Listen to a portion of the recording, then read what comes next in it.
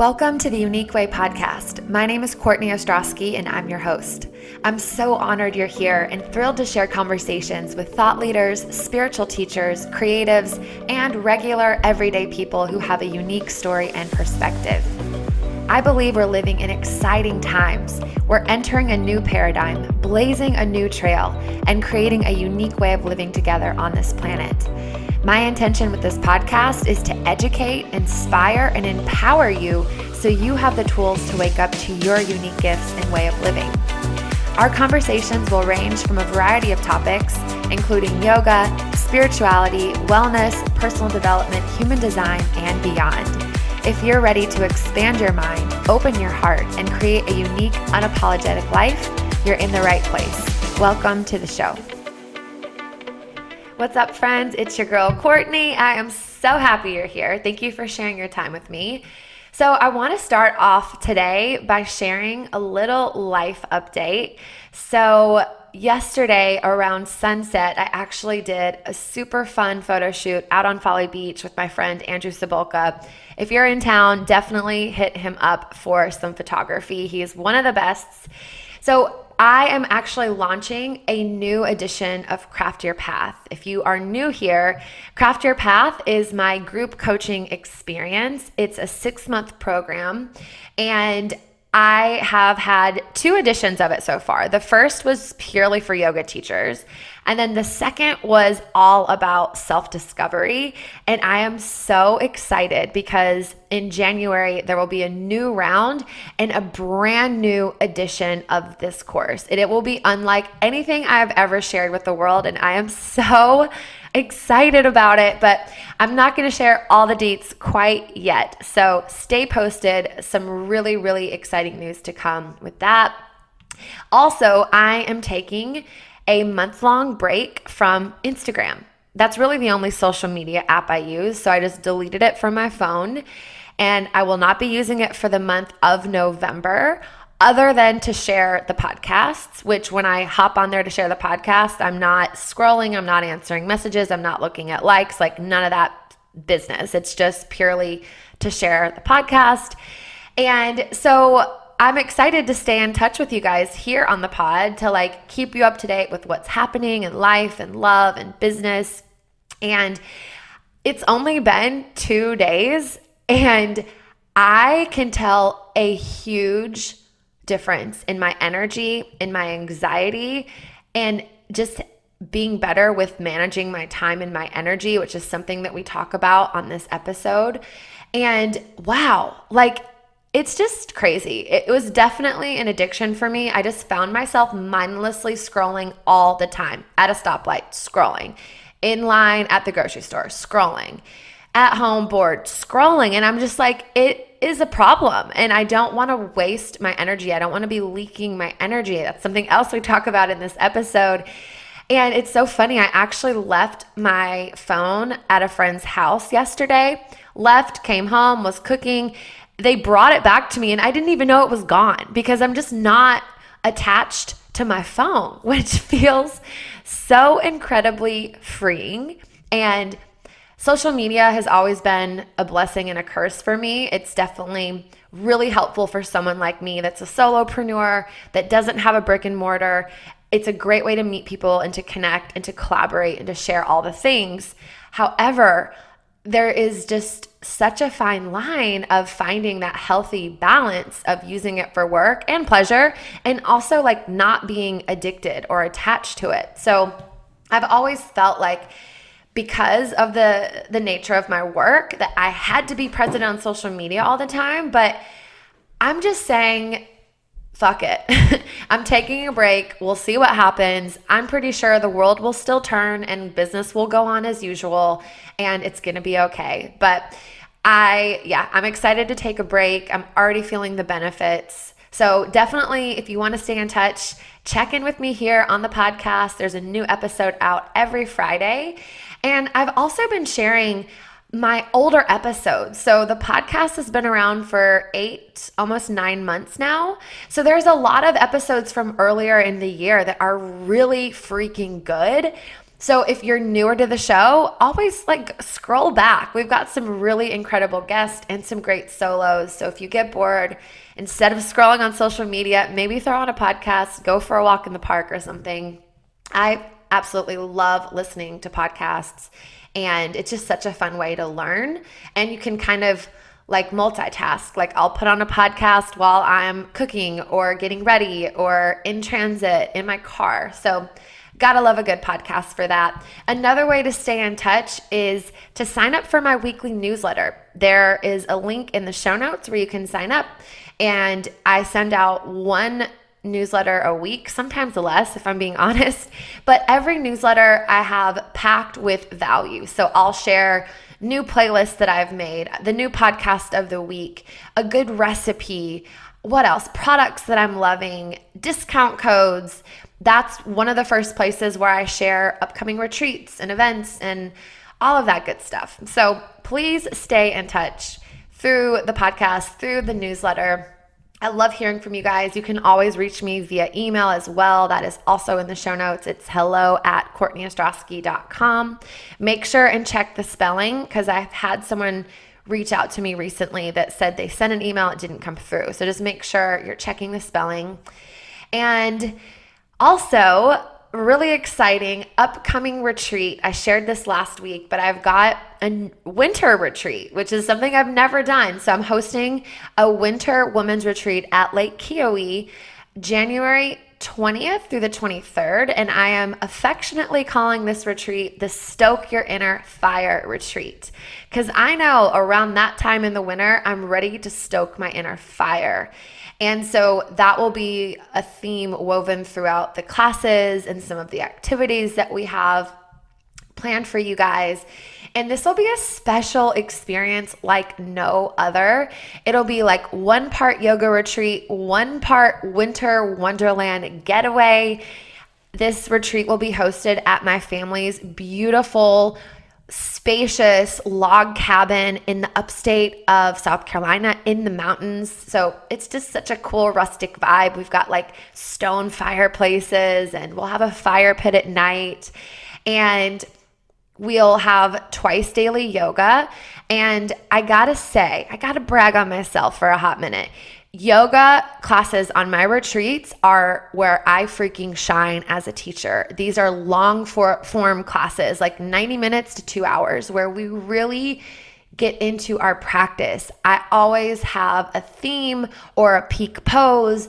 There will be a portion where we'll do some breath work, some meditation, a long shavasana. There's some partner work. There's always a part of the class where I break something down and kind of get workshoppy with you guys. So I'm really excited about hosting classes in the mornings and workshops in the evenings, which are always really special, and a little more yin, low-key, meditative workshop kind of style classes.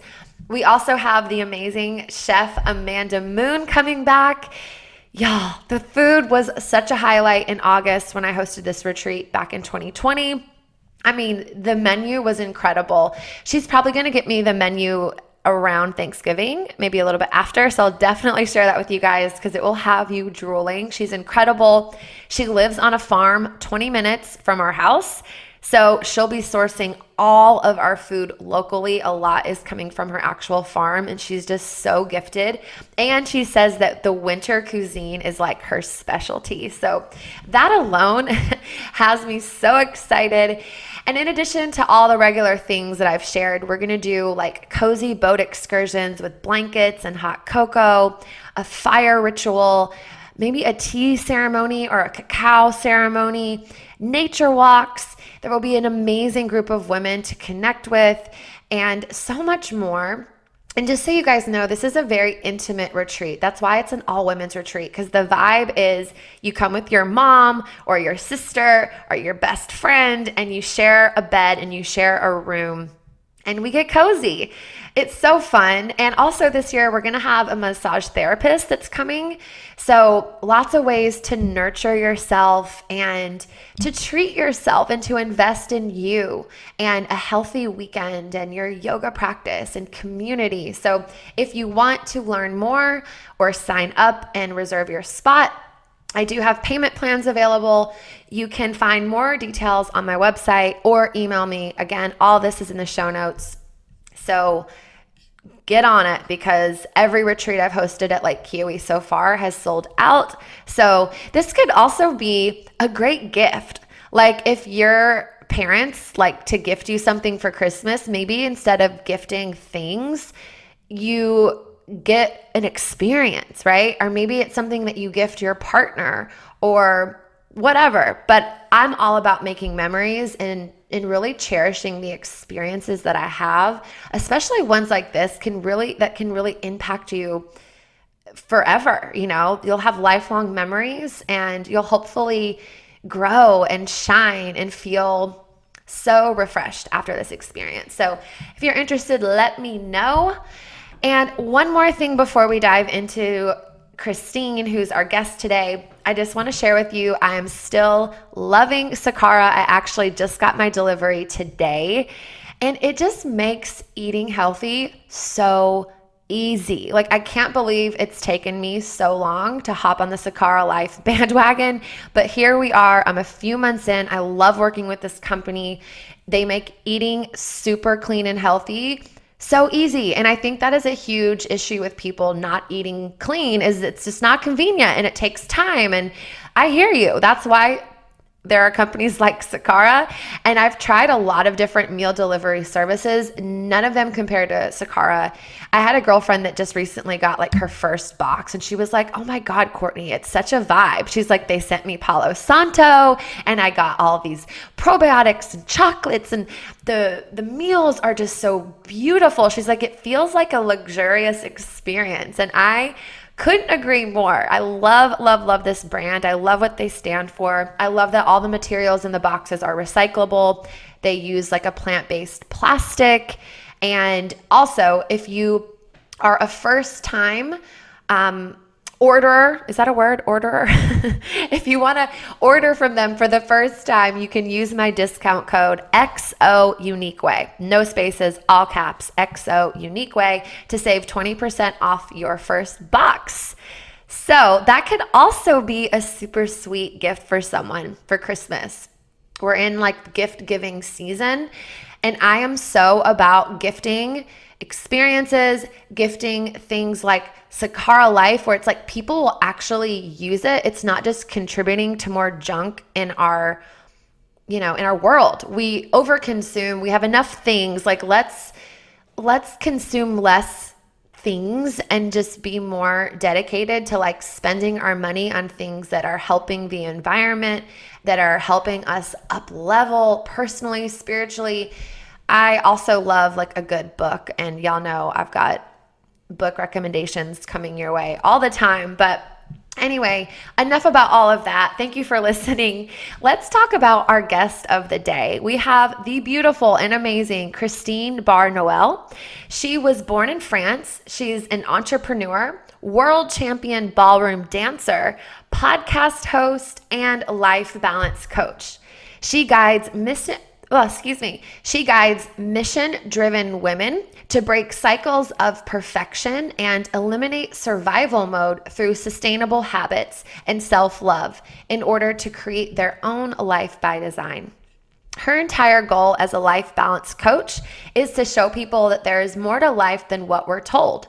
You just have to do your own research by unlearning to own your own happiness.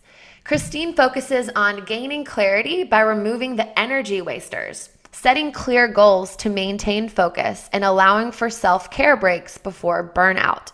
She travels the world with her husband and is passionate about the art of conversation and authenticity, which she shares on her podcast, Recovering Perfectionist. Life is all about balance, and Christine will show you that the smallest changes can create the biggest results. I so agree. Some topics of discussion today are Christine's transition from ballroom dancing to coaching and beyond, energy wasters and energy management, 5 steps to creating sustainable habits, the importance of systems and processes when working towards goals, progress over perfection, editing, refining, and optimizing your life, a day in the life, holistic living, women's reproductive health, and more. She is so much fun. I loved this conversation. I also love following her on Instagram. I'm excited to check out her podcast. I will link everything in the show notes, so let's give her some love. And if you enjoyed this episode or got any amount of value from it, please share it. It would be so helpful. I'd be so appreciative. And maybe you can make someone's day by sharing this episode with them, or maybe you take a screenshot and share it to your stories. I am so appreciative. You have no idea how much that helps me. I mean, this show, I don't do any paid advertising, so it's all word of mouth. So every share helps. If you're feeling really generous, please rate, review, and subscribe. If you do that, I have a gift for you. All the details are in the show notes, and also you can hear all the details in the outro of this episode. So now, without further ado, let's dive into today's conversation. Before we dive into today's episode, I'm thrilled to introduce you to our amazing sponsor, my homegirl, Audra Walters. I've known Audra for years through the Charleston yoga community, and when she reached out to sponsor the show, I was so honored because I love to support badass women entrepreneurs, and I'm so inspired by her and her business and all that she's up to in the world. So if you don't already know Audra, she owns Front Porch Properties in Staging, Charleston. She was a platinum level realtor of distinction this past year, partly because she stages all of her listings for free, which helps homes sell quicker and for more money. I highly recommend giving her a follow on Instagram. Her handle is at Audra_Walters_CHS. I love her style and her aesthetic, and she's really freaking funny. She's one of my favorite follows for sure. Audra works with both buyers and sellers in the Charleston Tri-County area. So if you want to buy or sell a home, call Audra. Mention you heard about her on the Unique Way podcast for a special $1,000 rebate at closing, which is freaking incredible. The housing market right now is on fire here in Charleston, and if you're looking to buy or sell, you want someone you can trust and someone who's dependable and will make moves and have your back. So don't waste any time. Reach out to Audra. She has an incredible work ethic, and I couldn't recommend her more. To contact her, you can text 843-608-8149. Again, that is 843-608-8149, or check out her website, frontporchpropertiessc.com. I'll obviously link all of her contact info in the show notes, where to text her, her website, her socials, all the things. So please go give her a follow and let's show her some love and support in the way that she supports the show. I am so grateful to use my platform to support amazing women entrepreneurs. So thank you so much for listening. Now let's dive into today's episode. Hey, Christine, it is so good to have you on the show today. How are you doing? Yeah, thank you so much for having me. I'm excited to be here. I'm doing great. Good. How are you doing? Where are you at? I'm doing great. I know you said you're at an event. Where are you in the world, and what is this event? Yeah, so I am in Los Angeles, California at the Hilton Universal City, beautiful space. And it is a ballroom dance competition. So cool. No big deal. So cool. No big deal. You don't hear that every day. I know, right? That is my family business. My father owned a dance studio, grew up competing in ballroom dancing. I competed in ballroom dancing, won a world title, did all of my stuff. Wow. And then I compete now with some students. But my husband is also, he owns a digital media business, and he is crushing it in this world as far as photography goes. So this weekend I'm not dancing. I'm actually here just to kind of help him out and do some admin work for his photo business. So awesome. Yeah. Oh my gosh. So cool. So what was kind of like, was there a life defining moment, or what catapulted you from like ballroom dancing into like the world of coaching and podcasting and working with women and all of those things? We're gonna start with the big question up front, aren't we? Yes. I like to get in there. I love it. No, yeah, that's great transition.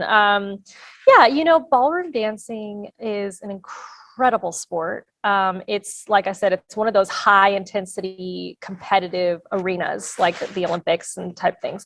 And it brings on this perfectionism quality where like no hair out of place, makeup, spray tan, the whole bit. And I love dancing I still love it. Dancing is my life. I eat, sleep, breathe dancing. But I got to a point, especially when I met my husband, which was 6 years ago, almost to the day. And I realized that there's more outside the bubble of dancing. And I started venturing out of that about 3-4 years ago. Well, I guess 6 years ago, but it took me a couple years, to figure out, okay, there's more to life than this. And I started realizing the crossover of what I actually do. I don't just teach people how to dance.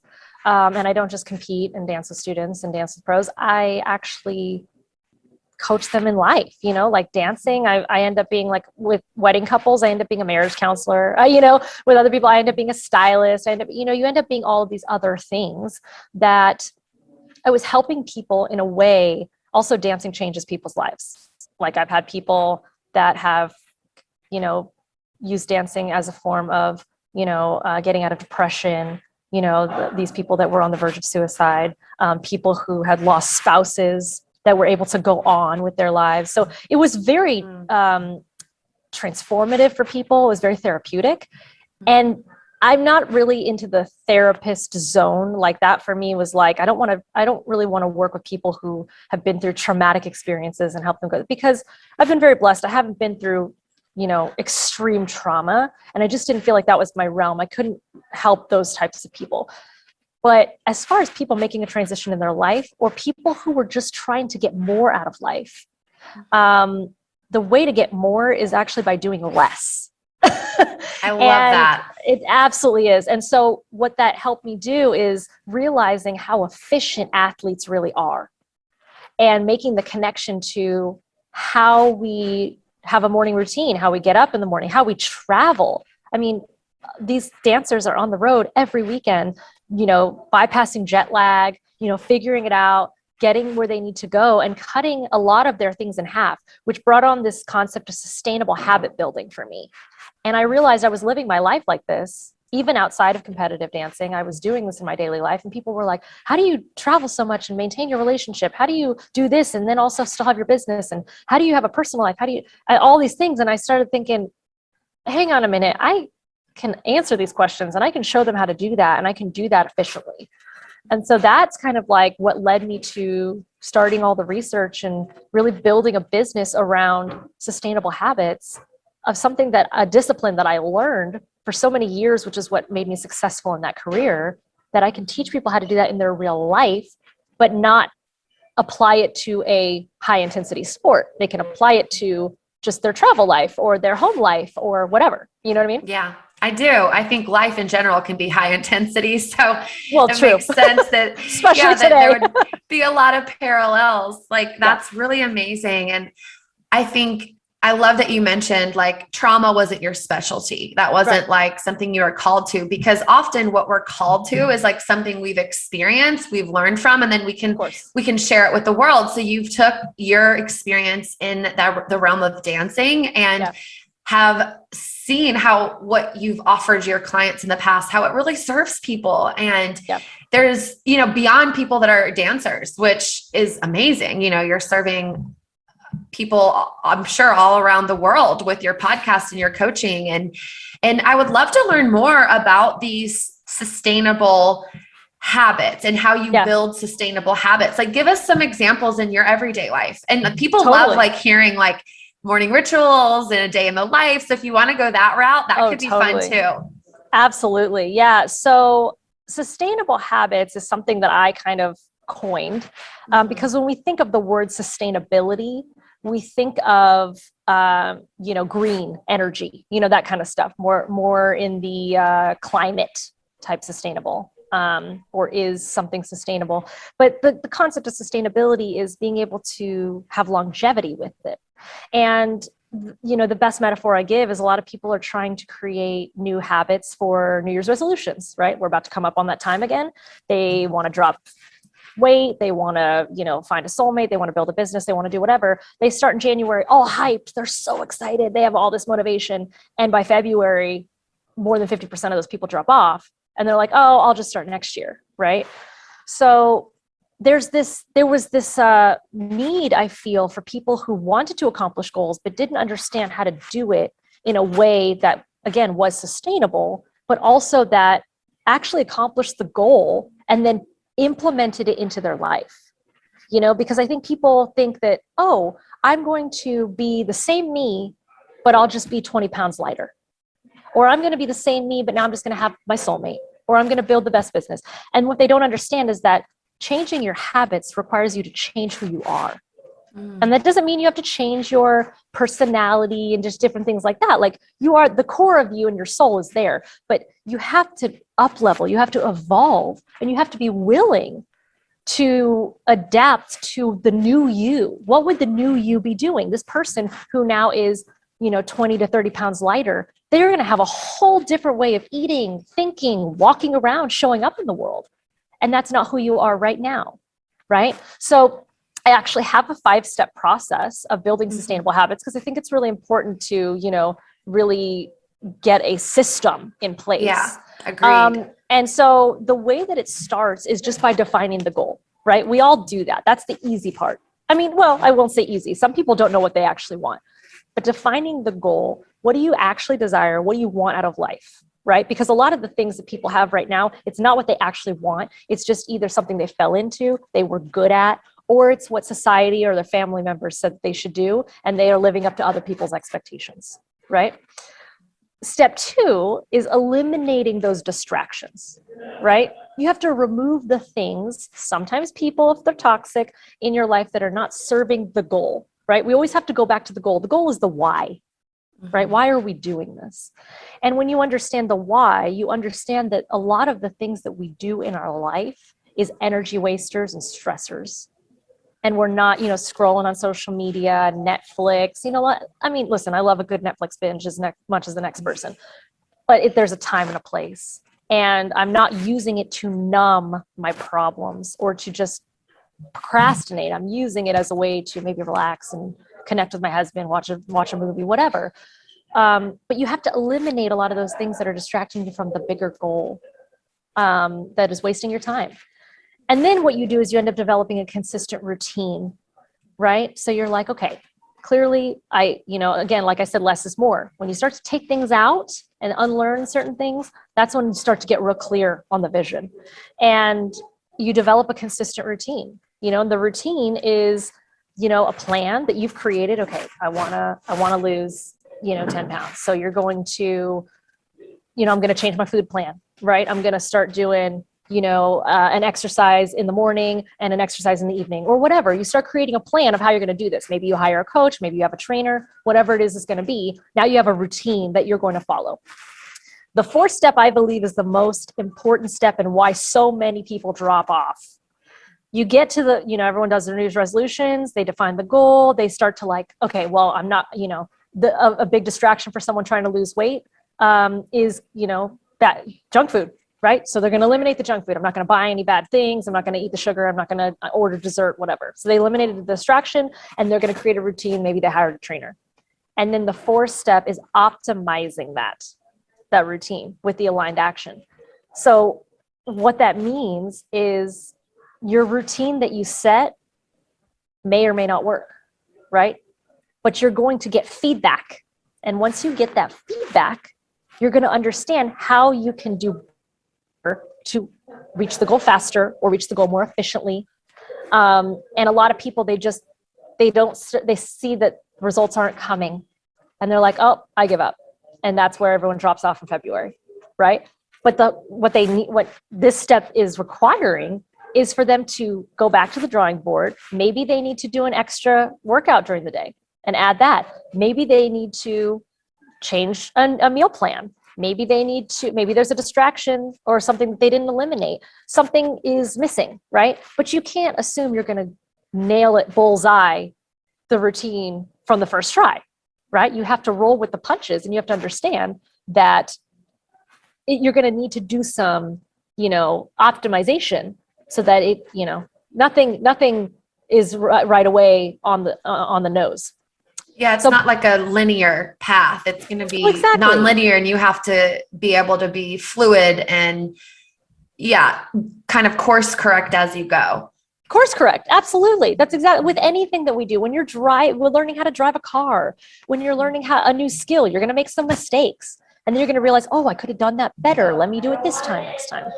So that's the optimization that is so important. It saves you time. It's efficient. It creates better results. Because most people are not seeing the results. So then they get discouraged and they don't want to do it. And so that step for me is what keeps people in the game. It's what creates the sustainability. Step 5, which is the final step, is solidifying the system.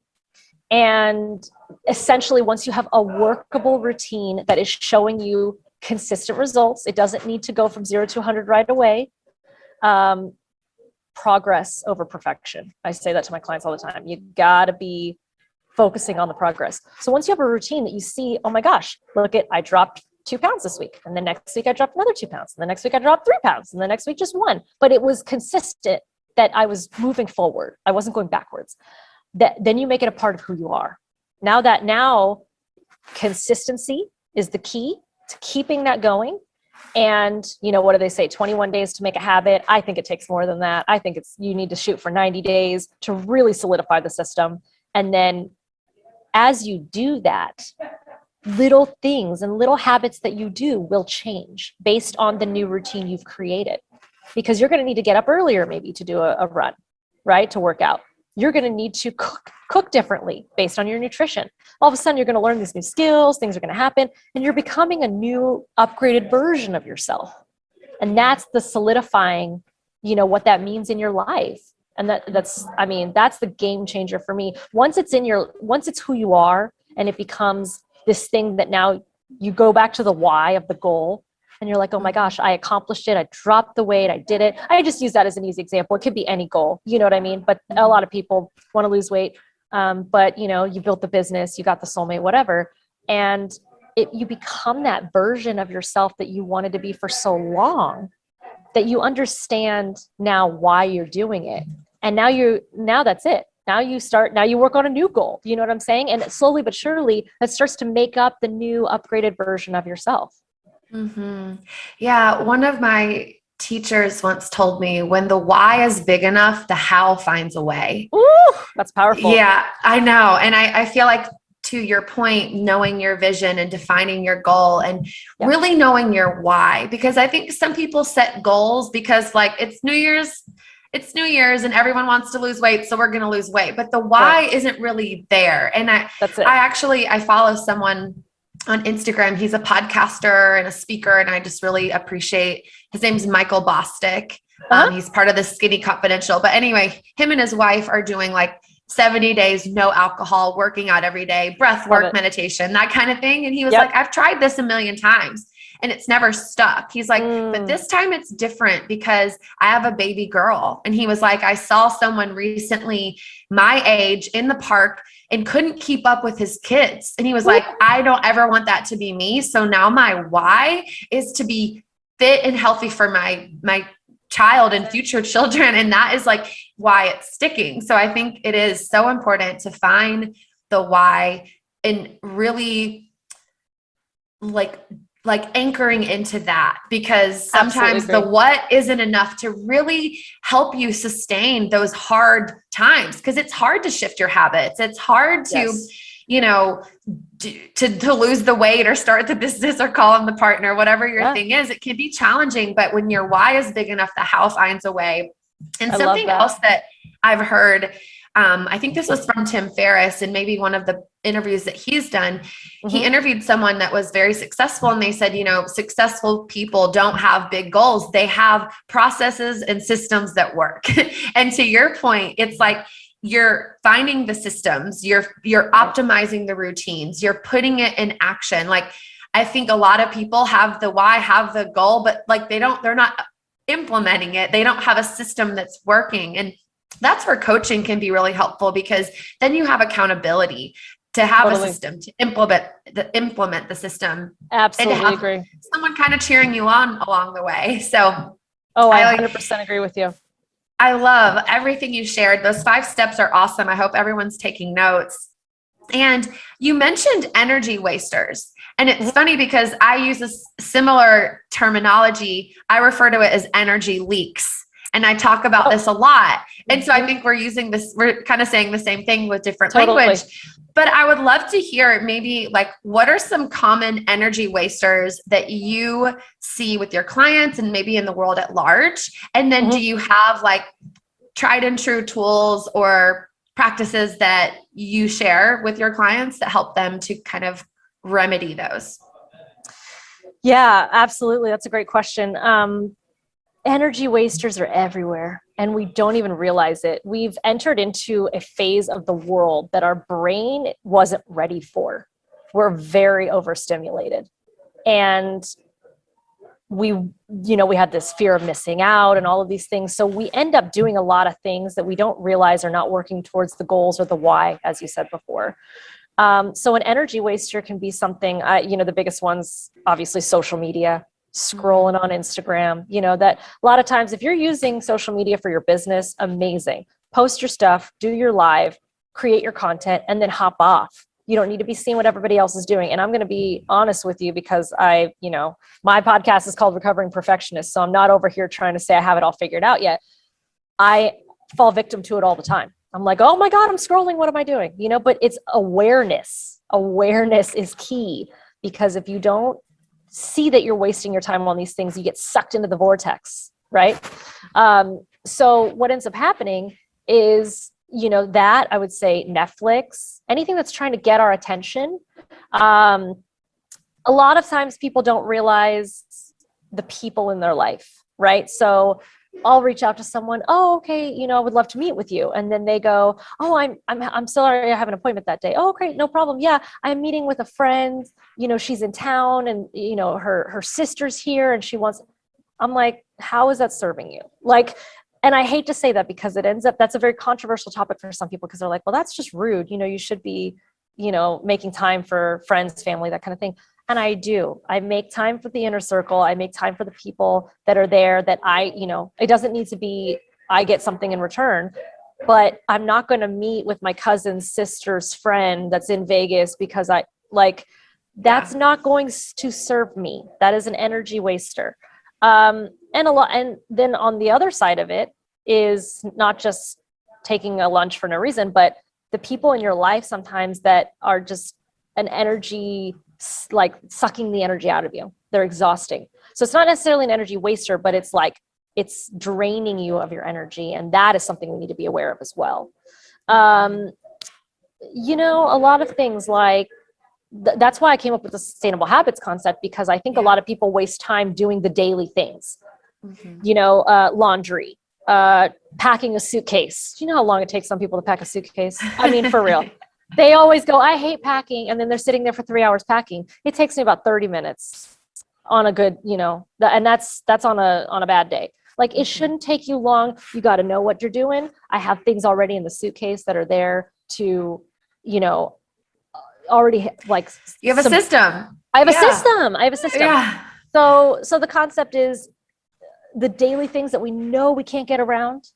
How can we efficiently not waste our time doing those? Because a lot of people use really good energy to do the things that don't take that much energy.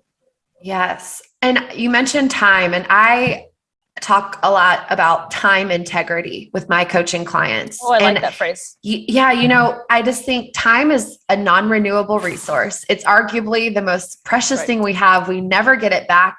And so many people are just and myself included, I'm not perfect either, but we're just irresponsible with our time.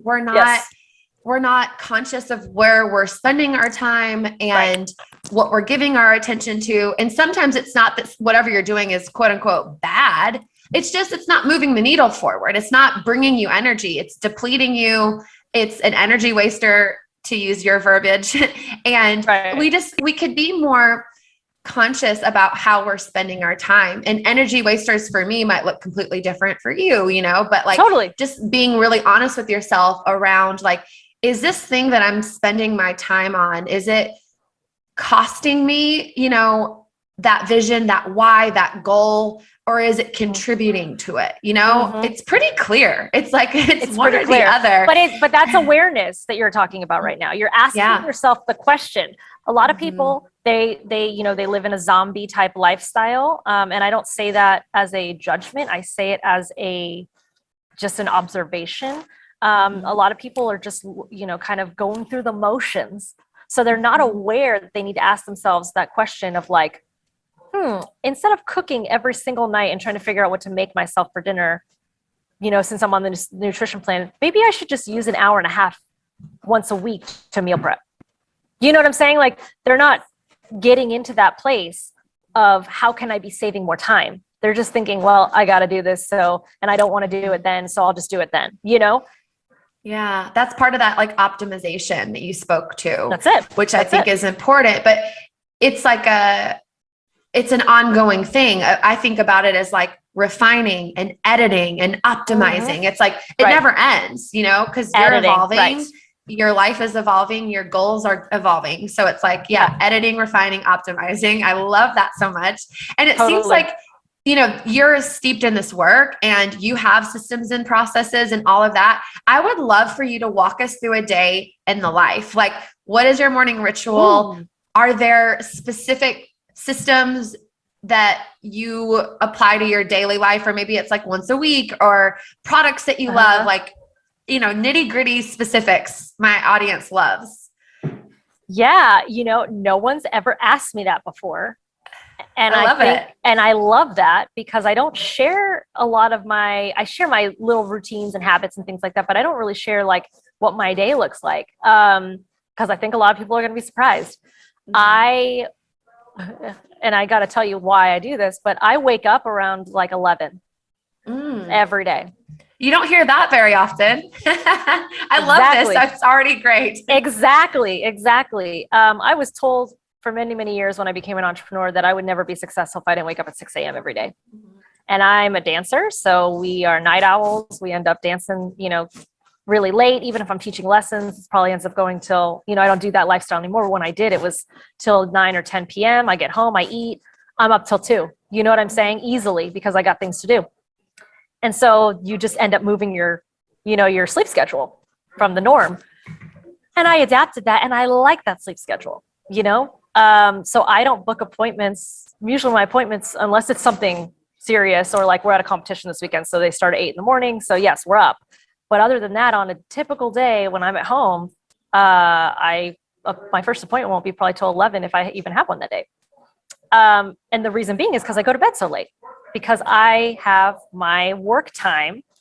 Usually my optimal work time is between about 9 p.m. and about 1 a.m. Sorry, interrupt, because I love that you are just transparent about this, because I think so many people think they need to force themselves in this box, to your point of people saying you have to wake up at the crack of dawn. It's like, no, you don't. Like, if your zone of genius is at its biggest, best, and brightest at 1 p.m. or 1 a.m., I think you should roll with that. We should lean into our own unique way of working, living, thriving, all the things. So thank you. I'm stoked. Totally. I love this so much. I appreciate you saying that. I had a client, 22 years old, building a business, just raring to go. She's adorable. And I told her, she said, I really want to create a morning routine, a really good morning. I said, okay, great. What do you want that morning routine to look like? She goes, well, I figured I'd wake up around 7 or 8. And already I can't relate, but I'm like, cool, let's do whatever you need to do for, if someone says they start work at, 8:30 in the morning, then we got to backtrack, for them to have a good morning routine. So I work with all kinds of clients on that. She goes, I kind of want to do that. And then I was thinking, I want to do I want to have a really good morning juice routine and all this. And she starts explaining all these things. I'm like, you sound like an Instagram, like an influencer. And she goes, well, that's what I see. And I was like, and I get that. She's Gen Z. It made total sense to her. And I said, listen, let me just de-stress you for a moment and just tell you that you don't have to wake up at 7 if you don't want to. You will not be any less productive or any less successful because you're not waking up at 7 a.m. Right? Now that doesn't mean that when you're up, get it done. Because I tell you, once I'm up, that's it. no one get in my way because my list is, I'm plowing through my list, right? But I think, most of the world works from 6 or 7 to 5. So a lot of times if I'm up at 11 and I'm taking meetings and stuff and I'm finally get some downtime around 1 o'clock, that's when I'm going to make all my calls for, health insurance, government stuff, anything that closes at 5 Eastern time, because I'm on Pacific. So if anything, I got to get in, right? You see what I'm saying? That might even be too late, 1 o'clock now that I think about it, if it's 3 hours, but it just depends. So I get less of that. Also, I don't thrive on the sunlight. Some people are like, I got to be up with the sun. That's not me. But if that is someone, that is you or someone else, that's fine. Then be up earlier. I thrive in the nighttime. I just love that. And my energy is so powerful because that's what I grew up doing. So I don't need the sun to make that happen. You know what I'm saying? Now I go out if I need to get my vitamin D, and I go on a bike ride, do my outdoor activities. I just do it in a different part of the day than most people do it. Instead of at 6 a.m, I'm doing it 1 or 2 p.m. Right? So to continue with that, I'll take some meetings. We've got, I've got podcasts. I've got, I'm building a course right now. So I'm doing a lot of research. I'm working with my business coach as well. I do a lot of things. I've got my nutrition plan. I am currently actually just started last week on a new nutrition plan. So I'm doing my smoothies every morning. Okay, cool. Tell us about it. Your nutrition plan. Yeah. So my stepmom is a holistic, energy healer and does all that stuff. So she has put me on something. I am actually the opposite of most people. I'm trying to gain weight instead of lose weight. So she's got me on, a bunch of different things. I was very deficient in some vitamins and minerals when I did a full body scan and different things like that. So I'm trying to optimize my health a little bit better because, I'm, in my 30s now, and eventually my husband and I are looking to have kids in a few years. So I want to make sure that the body is, once I stopped competing, things changed. And I was also, my nutrition was very different when I was competing because I needed more calories. Then I dropped off and different things. So I've got my, my smoothie in the morning. I put all my different supplements and powders and stuff in it. Put some good frozen mangoes in there and blend it all up. And do you have a favorite powder or supplement? Not really, because a lot of the stuff is pretty specific to what she gave me. So I don't know if anyone would know it. I have one specifically that works for gut health. I will tell you, gut health is where it's at, people. Yeah. That's the secret that everyone's keeping that are really on their game is they're taking care of their gut. So a probiotic, prebiotic, any kind of that. But I actually have a powder that's specific just to gut health that helps with digestion. That's huge. Also absorbing the nutrients correctly. That was something that I realized I wasn't doing. We're eating all this food. Same. And I'm hungry an hour later and I'm realizing, wait, my body's not absorbing the nutrients. It's just run right through me. So something to help you with absorption, that's huge. I will give you my tips and tricks for I'm very holistic when it comes to I don't take an Advil for a headache. I don't do any of that. So some of my tricks include peppermint oil on your temples for headaches. Love that. Fabulous. A trick I'm not going to take credit for, but a friend of mine, colleague of mine, she puts her feet in an ice bath when she has a headache. All the blood runs to the feet. Wow. That's interesting. This is good. That's a fun one. I'm trying to think. We're going to get deep here. I've never, I think I'm one of very rare occurrences. I've never been on birth control. So I had to find some other alternatives for, preventative. And I am currently using Natural Cycles, which is a thermometer. Me too. That's what I've used for years. I don't do birth control. I've done birth control one time in my life and it didn't work for me. It gave me migraines that put me in the hospital, and I get hormonally triggered migraines, I found out. And so that has never worked. And I love that you're speaking to this because I think I don't even like calling it health industry because it's not a health industry. It's a disease and symptom management industry. And, but they have created so much fear around women not trusting their bodies and their own cycles and their own intuition. And so you and I are both examples of you don't have to live in fear that you're going to sneeze and get pregnant, and you can track your cycle and your ovulation and use that form of birth control being just embodied and not take like hormone. So, and if someone feels that a hormonal birth control is right for them, I'm all for it. Do what's best for you. But right. yeah, But I'm also with you. talking about it. I mean, this is why we do these podcasts, because we all need to be talking more about this stuff and not having these conversations behind the closed doors. Yes. That's what helped me find the right natural deodorant. Do you know how long it took me to find a good, I mean, seriously. I'm on the natural. What's your favorite? Because I have mine. I use raw sugar sometimes. Okay. I like the raw sugar one.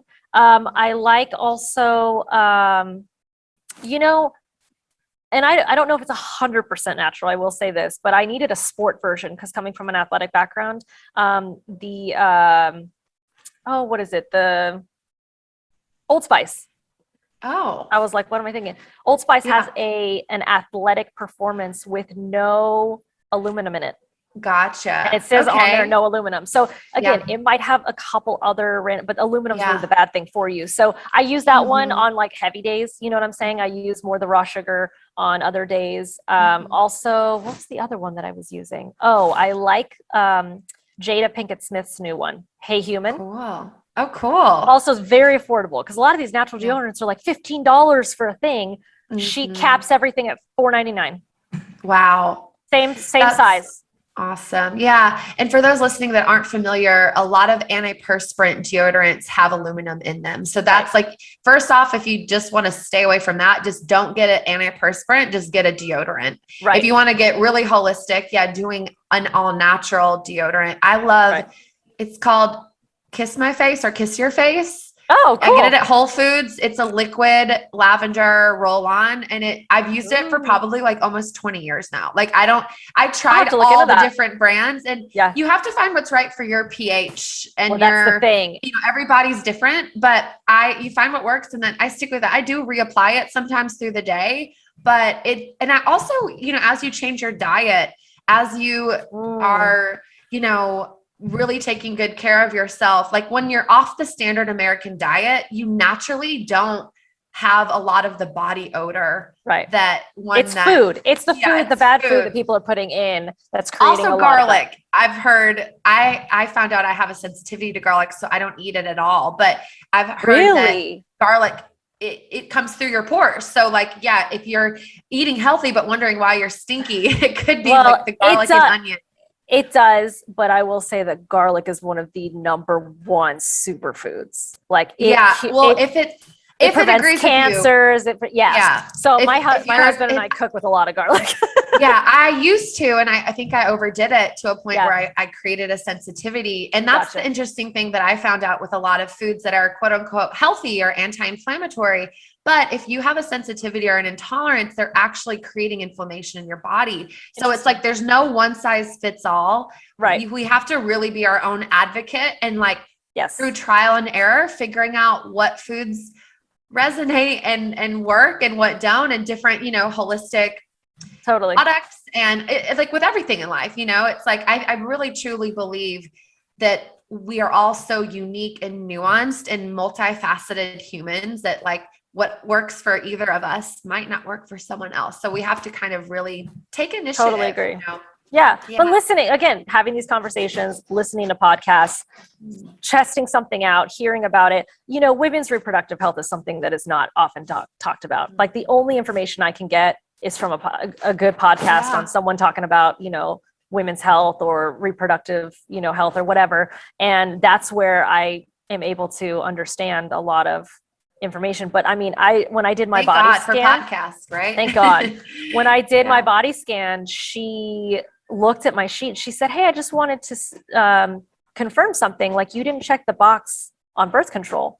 And I said, "Yeah, I've never taken birth control." She goes, "Ever in your life?" And I was like, "No, like the pill essentially." I was like, "I've never done that."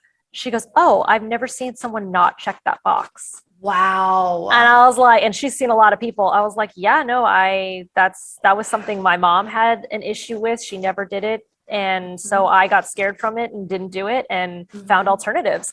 But if I didn't have that, you know, guidance from my mom saying that she wasn't good with it, and I felt genetically it wasn't a right fit, I would have just maybe had some bad acne, had some bad cramps, and gone to the doctor at, 14, 15. My mom would have been like, if she didn't have that issue, she'd have been like, doctor puts me on birth control. And they're like, okay, great. And that's how most people get into it, is it's just kind of like, that's what's done. And the mom doesn't know how to fight that, because they're like, well, okay, doctor says that this is what we should do, and it's working for every other girl, but it's not working for every other girl. That's the thing. It's causing so many more problems, not just in the moment, but down the line, when they want to get on, off of it, all that stuff. And these are the kinds of things we need to be discussing more of, that people are afraid to talk about. You asked me about, we got into this conversation talking about my daily routine. And, my daily routine, I'm a woman. Like, there's a lot of things that I maybe wouldn't feel comfortable sharing, but there are some things that I think are important that people need to know, especially women. Like you said, most of your audience is women, and they're looking for guidance when they listen to these podcasts. Yeah. And I think just being authentic and sharing that too, something that isn't like some people might be embarrassed to share something that's so different from the mainstream, right? Yeah. It's like, but I think, well, that's me. That's me. I'm different. I wake up at 11. Same. I go to bed at 2. So my husband, let's finish. So let's finish. I do all my meetings, right? I'll have my lunch. Sometimes I will go down. My husband also owns a bike rental shop on Newport Beach, right on Balboa Island. It's just beautiful. It looks like, with all the yachts and everything, it looks like the south of France. And so I'll go down there, maybe ride some bikes, because I work in my home office. So sometimes I need to get out. You know what I mean? I can open all the windows and do all the things. Sometimes I got to get my vitamin D and really get out. So I get out, we go do a little bike ride, or maybe I'll run some errands, go to the grocery store, do whatever. I come back, finish up, maybe I had some more appointments, finish up my day, wrap up some things, because my husband gets home probably around 5, 6 o'clock. And then we do dinner. What are we doing tonight? Maybe we go out, we go see a movie, we do something we play some games. We really try to bond and spend that time together, because we are the typical entrepreneurs who focus all their energy on, like, we never shut off. We're always thinking, oh, we can optimize this, we can do this, we can do this. And, oh, we got to do that. Remember, we got to, we always want to check everything off the list. But sometimes we forget to put on the list, spend time together, take a rest, take a break. You got to schedule in that time, or it will get pushed aside and will never happen. So we really try to focus on that. The occasional night we'll have, some work things we need to do, because we have some joint businesses together. And then a lot of times he'll go to bed earlier, because he does wake up around 8, goes to the store. And so sometimes he switches his schedule. Sometimes he'll, if he's running the store, he'll be up by 8. Sometimes he has a season, a couple of months where he's not, someone else is running the store, and he'll wake up with me like around 10 or 11. You know what I mean? So he's really kind of like, he's one of those people that he could just make a decision and, like, tomorrow I'm going to start working out. And then boom, he starts working out every single day. Like, he just makes a decision and goes with it. I have a transition period. Yeah. I'm the same. Yeah. And so then so then he might go to bed earlier, and then I will go back to the computer, get a couple of things done. 'Cause again, that's my peak time of, like, maybe I needed to write that script, or maybe I needed to edit that video or whatever. So that's when there's no more appointments. Nobody needs my attention. I'm not getting texts and emails that have, time sensitive things in them. And I'm able to actually, like, streamline my focus. And I think that is something that most people don't discuss, is everybody talks about time management. Nobody talks about energy management. And this is something, I can't coin this. My business coach is the one that shared this with me, and I have used it ever since. It's changed my life and how I work. Time management is how you structure your day, right? I'm going to go to the gym from this time to this time. I'm going to, spend this time driving. I'm going to do this and do that. Energy management is, when are you the most focused and the most motivated in the day? And that is why I wake up and go to sleep at the times that most people don't. Because I am not functional at 6 a.m. That is not me. If I am up at 6 a.m. it's because I didn't go to sleep the night before. Like, that is the only reason. It is just, it doesn't make sense to me. I can go to bed at 4 in the afternoon the next day. 6 a.m. just doesn't make sense to me. Right. So by waking up at 11, being able to naturally, do what I need to do, not feel like an alarm is going to blare at me every 5 seconds. That's very triggering for some people. My peak time of work, where nobody's bothering me and I can really focus, like I said, is from 9 p.m. to 1 a.m. And so that's when I'm going to do all of the heavy lifting. right? All the things that I need to do, I got to edit a long video, things I'm putting off, right? I'm going to do it in that time. Throughout the day, I'll do my appointments and stuff, and I'll be focused in those meetings and be really on it. But emptying the dishwasher, doing the laundry, maybe doing a quick edit on a lead magnet, maybe, answering emails, those don't take energy. Those are just, very easy tasks to do, and they should not take a lot of time and not a lot of brain power from you. So you can do those when you're a little bit lower energy. Get them out of the way, knock off the things on the to-do list that are just, water the plants, do this, whatever. And then you really set aside the peak time for you to get the quality stuff done that really needs 2 or 3 hours of your focus. And that's what people are not doing. They're like so excited, they're motivated, and they're like, yes, I'm going to do everything. And now all of a sudden they go empty the dishwasher, they water the plants, they do, oh my God, I got so much done. But the things they actually needed to get done, like maybe their taxes, that didn't get done. And now all of a sudden they push that off for another week because I don't want to do it. I'm not, the energy's not there because they use their peak energy to do the things that don't need energy. Mm-hmm. You know what I'm saying? I do. Or like I'm thinking about it even in terms of creativity. Like some of us are naturally creative in the evenings. Some are naturally creative first thing in the mornings. For me, I'm more of like a midday girl, like I like my mornings and evenings to be kind of slow and chill, but like I get going and revving during the day. So I think you have to find your time. And then, I love that, idea of just energy management and like creating a day or a schedule where you're working with your energy, not working against it. That's exactly what you're doing. Because it's the concept of energy in general, right? Energy, we're talking about like how we feel, our energy, but we know that everything in the world is energy. Yes. Right. So people who don't believe in the law of attraction or, working with the rhythm of the cycles of life and things like that, that's fine if they don't believe in it, but it's now just, they're not working in tandem with it. They're now working against it, because they're not understanding it and they're not appreciating that it's there. It's there no matter what.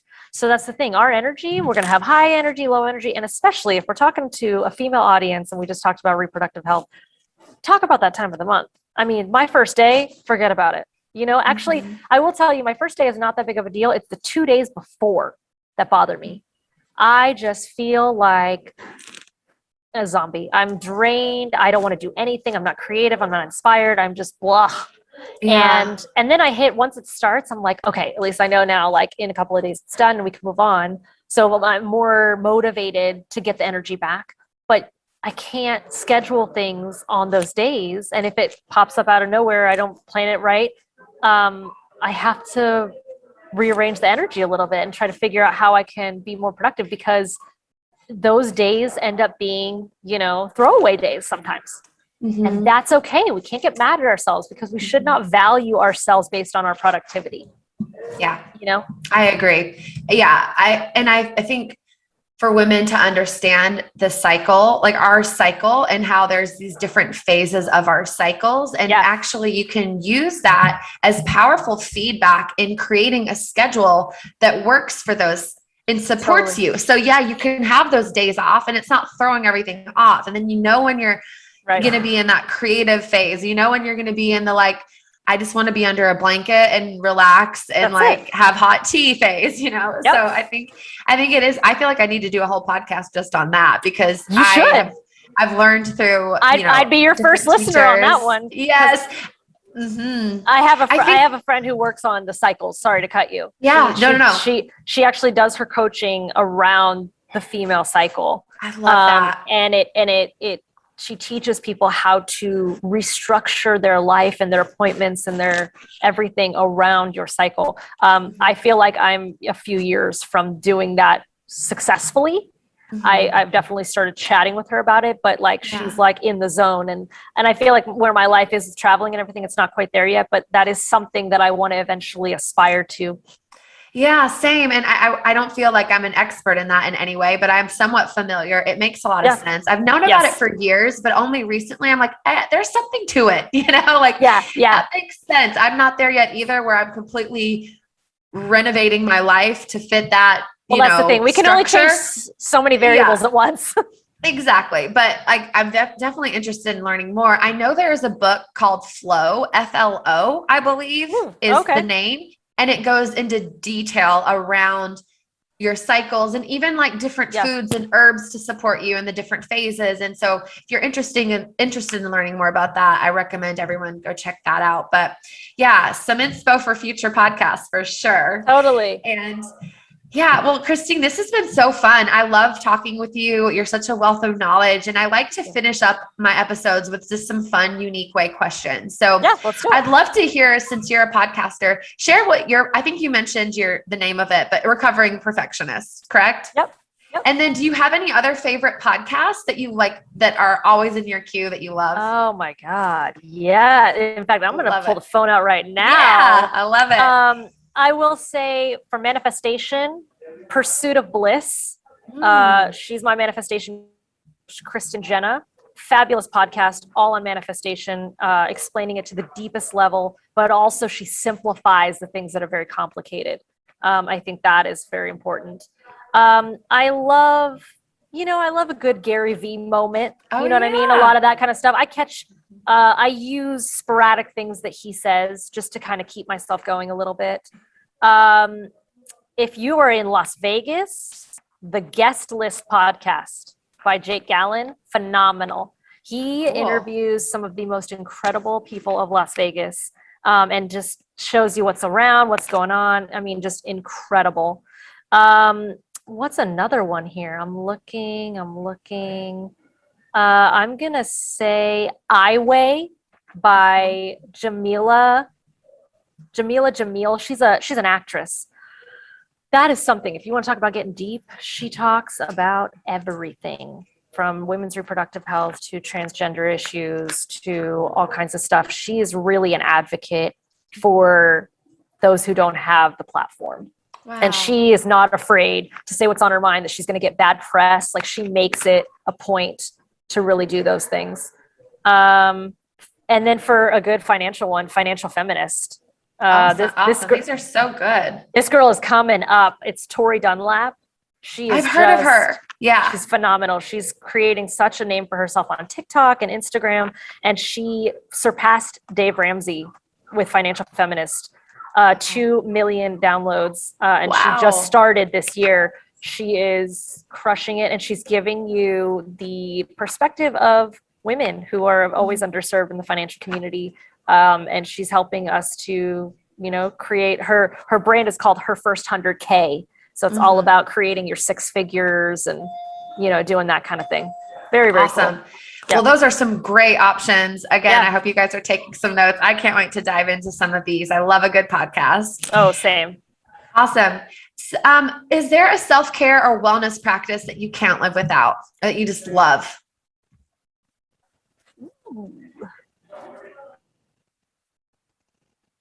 I'm going to say something that is unique. Perfect. Because that is so you. Salt caves. Have you ever been to a salt cave?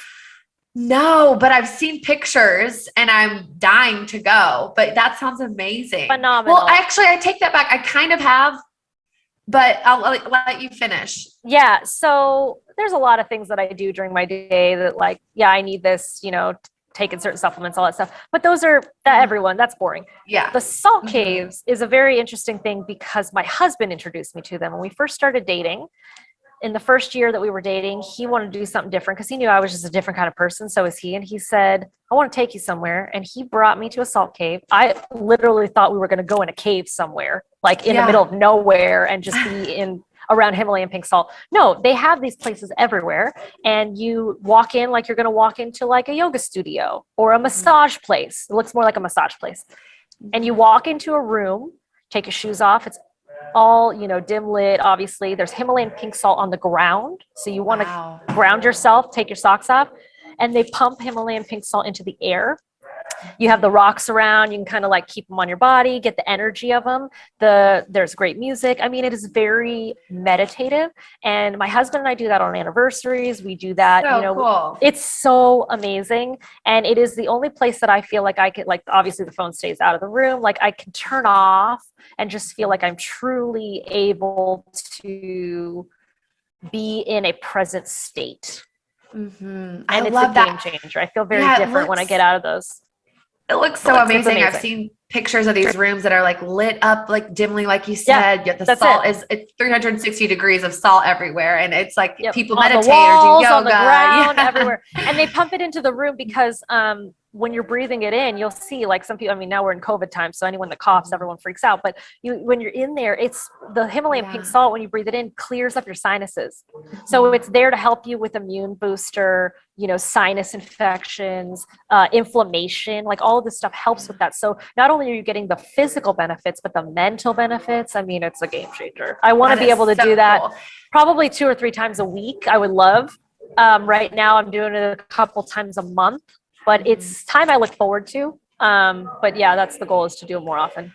I love that. What a cool self-care practice. I'm putting it on my list. I once visited the air baths, which is AIRE baths in Sevilla, Spain. And they had one room that was like maybe a wall that was all salt. And then you float in this salt like pool that's so amazing, so salty that you can't help but float. Like you rubbed your body down with salt before. So it was kind of like that. But now there's air baths all over the world, like in LA, I think maybe, I know there's one in New York and Chicago. Okay. But they have all these different levels. Like it was literally like 5 or 6 different floors, and every floor was like a different bath kind of experience, whether there were jets or it was the salt water, or it was a cold plunge, or it was like a rooftop like experience. So definitely we don't realize how powerful salt is, whether it's Himalayan pink salt or natural salt or whatever. A lot of even or the ocean salt with salt water to swim in, versus chlorine. A lot of even Western medicine doctors will say, if you have a sore throat, gargle with salt water. So like down to the little things like that. Like I think salt is so much more powerful than we think it is, and how it can help us in different ways based on how you're coming in contact with it. So that is very interesting. I've never heard of that, and I'm very intrigued. I'm going to look that up. Yeah, look it up, especially if you're traveling. It's so fun. Yeah. Okay, so we love all the woo-woo things. Do you know your human design or your astrology, like all of that stuff? Please share. So I'm a projector.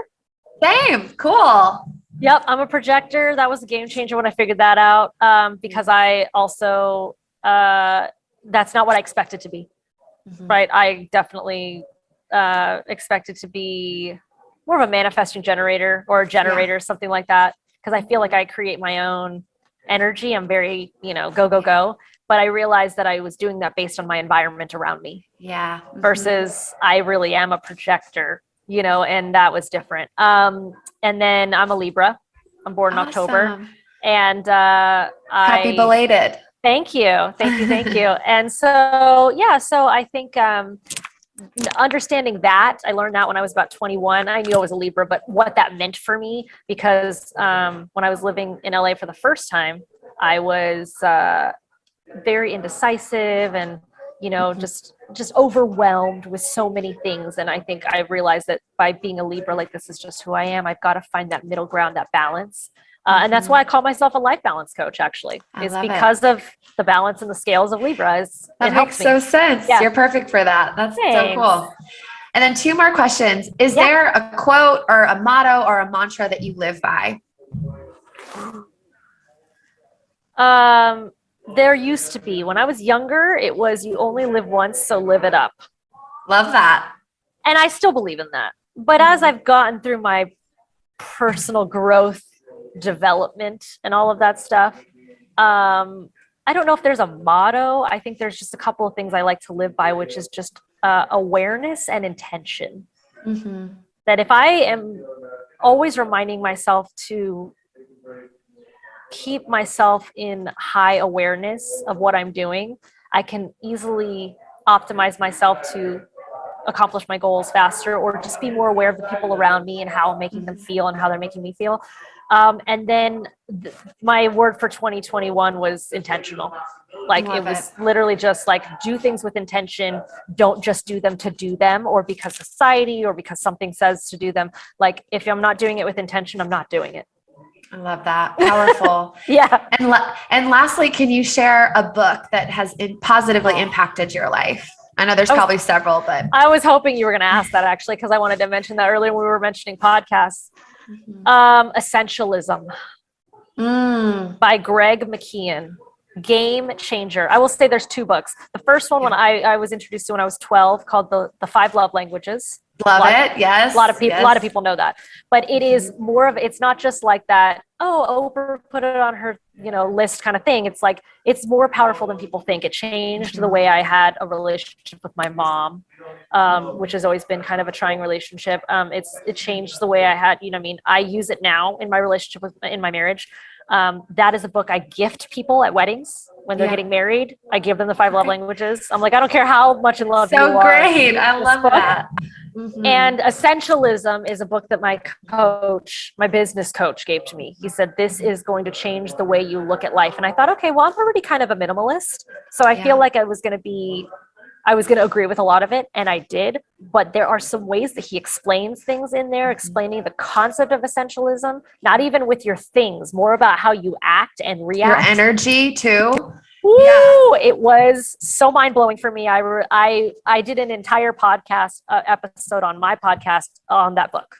Oh, that's awesome. Phenomenal. I've only heard him on podcasts, a few podcasts. So I feel like I got Greg a McKeown? good dose of, the author of Essentialism. Yeah. So I haven't read the book, but I feel versed in the theme there, and I love it. Yeah. The audiobook is great too. I listen to it sometimes I'll go back and listen to key parts or chapters of audio when I'm on a road trip or something. Like, it's just good to get that stuff in your brain and remind yourself, right? Like, why am I wasting so much energy and stress on something like that? It's not worth it. Like, other people are not as worried as I think they are, just little things like that you're just like, it can solve so many immediate problems in your life by just, again, it's elimination. Life is not about doing more. It's about doing less. Yes. And it quality over quantity. About clearing out and unlearning all this conditioning and programming. That is really the goal. I totally agree. Oh my gosh. Well, Christine, what's next for you, or where would you like people to find you or get involved with your work? Share all the things. Totally. Well, I'll send you links too. But you can find me on Instagram, Christine Barr Noel. So it's CH, the right way to spell Christine, and then Barr, BARNOEL. My website, same thing. You can, look up, I've got all the fun links of like quizzes and stuff you can do, finding what type of perfectionist you are. That's always fun. And the next big thing I'm doing is I am deep in the creation of a course right now. So you can look that up. It's called Freedom Mindset Academy. It's on Instagram. I've got, our website is coming soon, but it is going to change lives. I'm working with another coach who is all about self-healing and worthiness. She goes deep into those places of like trusting yourself and why we have these limiting beliefs and why we're people pleasers and all of these conditionings that we've done.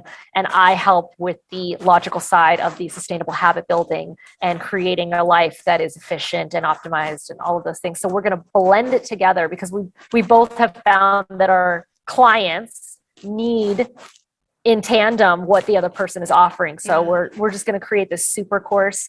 It's going to be 12 weeks, a very unique container where we're able to really be there for you. We're going to do, private lives and sessions and things like that within the container. And I am stoked about this because this is going to be an up level in my business that I've been waiting for so long, and to be able to bring this content to people, like you said, talking about even women's reproductive health, like just to be able to continue the conversation or even start it for some people is going to really transform lives. It's going to be amazing. So I feel it. Yeah, I feel your excitement and your energy. It sounds like you two are a powerhouse duo. So everybody listening, I will link everything in the show notes. Go check out Christine and all of her work. And Christine, please stay in touch. This was such a pleasure.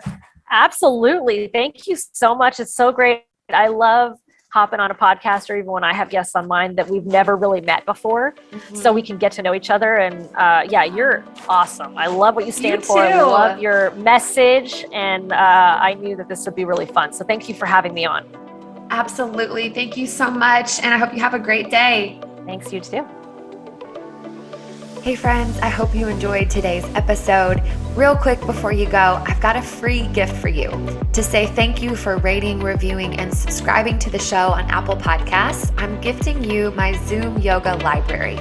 This is a collection of 11 creative vinyasa classes that you'll have access to forever. Each class has a unique theme. Many have fun arm balance options. In some classes, I read from a book or share a quote for inspiration. They're super fun and thoughtful classes, and I think you'll love them as much as I do.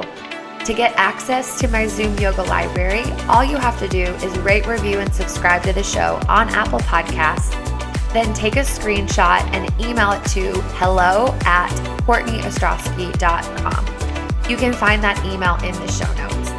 And in case you don't know how to rate, review, or subscribe, I'll quickly walk you through it. So on your iPhone, open up the podcast app. It's a purple app. It's standard on every iPhone. Once you open up the app, at the bottom right-hand corner, click the search icon and search for the Unique Way podcast. When it pops up, tap on it, and right at the top, you'll see a purple subscribe button. Tap there to subscribe. Then scroll to the bottom and you'll see ratings and reviews. Click a 5-star rating, and at the bottom left, you'll see a little icon where you can write a review. Then you want to take a screenshot, email it to me, and voila, you did it. If you've already left a review, all good. You can still take a screenshot and send it to me to get the Zoom Yoga Library. And if you don't have an iPhone, get creative. I've had a close girlfriend use her iPad to write a review, and I've had another friend borrow a phone from a friend of theirs to subscribe, rate, and review. So get creative, and thank you so much for taking the time to support the show. It means the world to me, and it helps me to book awesome guests and to continue to bring you free shows twice a week. This podcast brings me so much joy, and I hope it brings you some joy and light into your life as well. So email me that screenshot. I'm excited to share my yoga library with you, and hope to catch you on the next episode.